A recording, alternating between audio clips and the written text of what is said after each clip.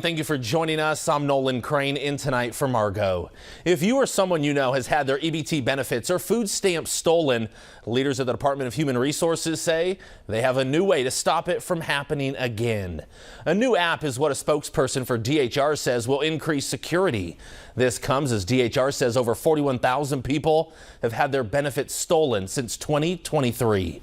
WAFF 48's Nick Ballinger joins us now live in Huntsville at the Department of Human Resources. Nick, you have talked with many victims over the past few months who have had their food stamps stolen.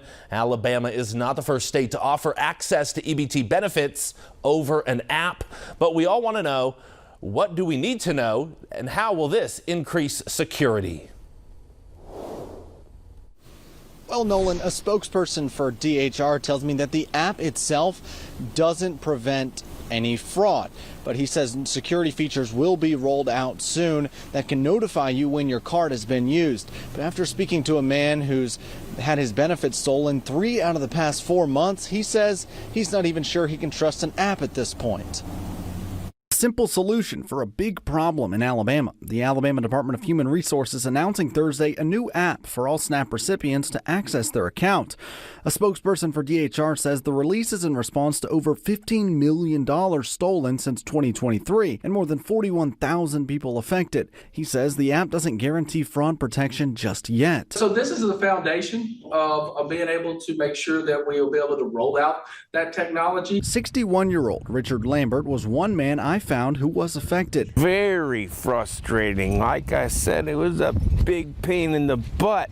I talked with Lambert in February when his account was drained 3 months in a row. Lambert had a stroke last year and still hasn't been able to receive disability payments, so he completely relies on SNAP. There's people that are worse off than I am. Thank God for my parents. Otherwise, I'd be sleeping underneath the bridge. I showed Lambert the app and offered to help him get started. He declined, saying all the benefits it offers, like changing your password, checking your balance, and requesting a new card, can be done over the phone. But soon, more features will become available, like turning your card on and off and receiving alerts whenever your card is used. Which would really slow down the issues that are going on, because most of the fraud that's happening is where the benefits are being spent out of state. I don't know. We'll see what happens. There's so many smart people out there. I'm not smart.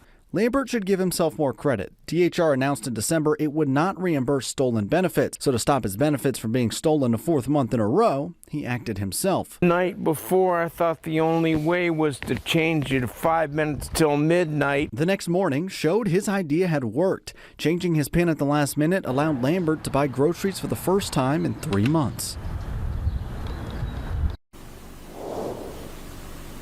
Now, Hardin says the same features that where you could call on the phone and find out your information, you can still do that now. He's just saying that he's trying to encourage people to switch to the app or website to get used to it as time moves on.